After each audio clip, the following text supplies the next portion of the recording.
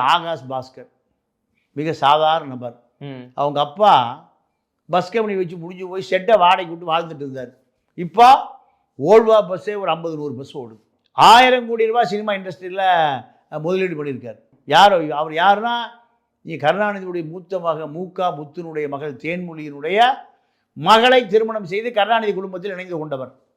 இப்போ அவர் ஒரு 1000 கோடி ரூபாய் இட்லி கடை, நம்ம டி ராஜேந்திரன் மகன் சிம்புவுடைய 49ஆம் நம்பர், பராசக்தி எல்லாம் படி உயிர் தெழுது.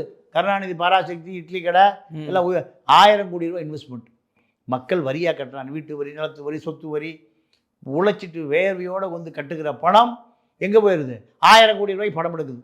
இவனுக்கு தேர்தலில் 200 ரூபா கொடுத்து அந்த பையன் ஓட்டு போட்டுருவான். நம்ம பையன் காக்கா பிரியாணி, குவாட்ரு, ஓல்டு மங்க குடிச்சிட்டு ஓட்டு போட்டுருவான் காலங்காலமாக. ஆமாம். அப்போ இந்த ஆகாஷ் பாஸ்கர், ரதீஷ், விஷாகன் இவர்கள் அடித்த பணமே பல 1000 கோடி.